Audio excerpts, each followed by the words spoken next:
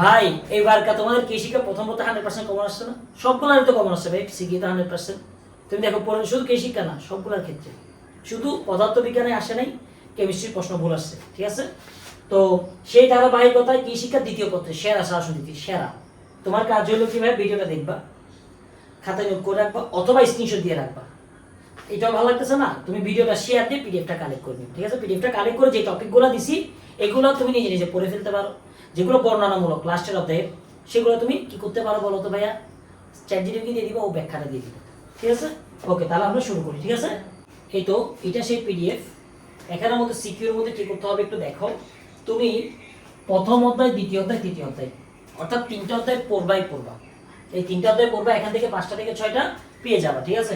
এখন তুমি বলতেছো ভাই আমি তো রিস্ক নিতে চাচ্ছি না, তখন কি করবা? 4th অধ্যায়টা একটু দেখে নিবা, ঠিক আছে? তাহলে আমাদের প্ল্যানটা কি ভাইয়া?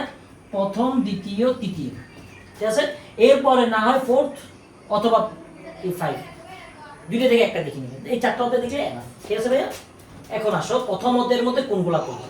প্রথম অধ্যায়ের মধ্যে সবগুলো পড়বা না, তুমি জানো আমি সবসময় তোমাদেরকে সেরকম করে দাগাই দিই যে কোন কোন টপিকগুলো পড়বা। এই তো পুকুর প্রস্তুতি, মাছের মিশ্র চাষ পদ্ধতি, রাজপুটি, হ্যাঁ, তারপর নাইলোটিকা চাষ এবং রোগ ব্যবস্থাপনা, এই দুইটা সবচেয়ে ইম্পর্টেন্ট। এছাড়া চিংড়ি দেখতে পারো, ধান খেতে গলদা চিংড়ি চাষ দেখতে পারো, আর মাছের বিভিন্ন সাধারণ রোগ, এটা থেকে একটা আসবে, অন্তত তুমি এমসিকিউতে পাবো, ঠিক আছে? এটা দেখে নিবে। আর আমি যখন এমসিকিউ ক্লাস দিব তখন এগুলো আমি ব্যাখ্যা করবো এখানে। এখন আসলে দ্বিতীয় অধ্যায়ের মধ্যে কি করবা?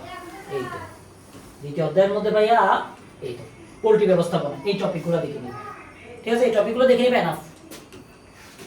তারপর তৃতীয় অধ্যায়ের মধ্যে এই তো তৃতীয় অধ্যায়ের মধ্যে ভাইয়া এই 4টা টপিক দেখবা, ঠিক আছে? এই 4টা টপিক দেখবা।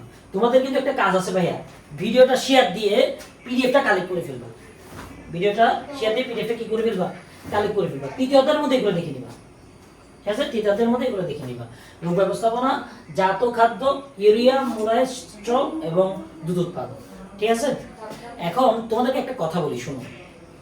আমাকে অনেকে বলতেছে ভাইয়া আসলে 570 টাকা দিয়ে কি আপনি ফুল কোর্স করাবেন একেবারে সব ইউনিভার্সিটির জন্য?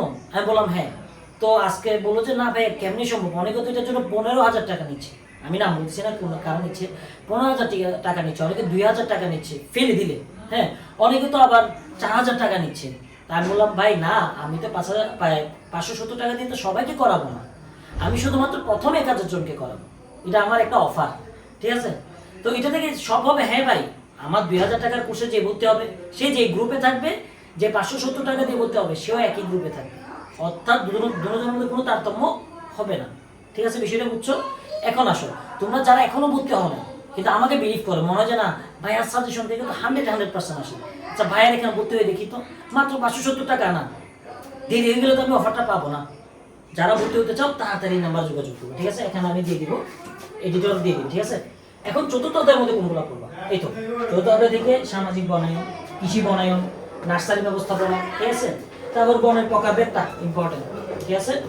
তারপর সুন্দরবনটা দেখে নিতে হবে। আর বনের অর্থনৈতিক এবং শিল্পগত তাৎপর্য, যেগুলো একটা প্রশ্ন বলে না, তুমি জাস্ট এটা চ্যাটজিপিটি দিবা, ও বলে দিবে না। পঞ্চম অধ্যায়ের মধ্যে কোনগুলো করবা? পঞ্চম অধ্যায়ের মধ্যে এইগুলো, ঠিক আছে? শেষ। তো তোমাদের কাজ হলে ভাইয়া ভিডিওটা শেয়ার দিয়ে পিডিএফটা কালেক্ট করে ফেলবে, বিষয়টা বুঝাতে পারছি? আর পরীক্ষা একেবারে শেষের দিকে, প্রিপারেশন নিলেও কিন্তু তোমার এখন থেকে নিতে হবে, আমাদের পরীক্ষার পর কিন্তু ক্লাস শুরু হয়ে যাবে, সেজন্য তাড়াতাড়ি ভর্তি হয়ে যাও। তোমাকে এটা কথা দিচ্ছি, তুমি আগামী বছর দেখবা যে ওয়ার মিশনের 570 টাকার কোর্স থেকে কতজন টিকে, আমি তোমার কথা দিচ্ছি। এটা আবার 2,000 টাকাও, টোটাল ওয়ার মিশনের কোর্স থেকে কজন টিকে আমি লিস্টও দেবো ইনশাল্লাহ, ঠিক আছে?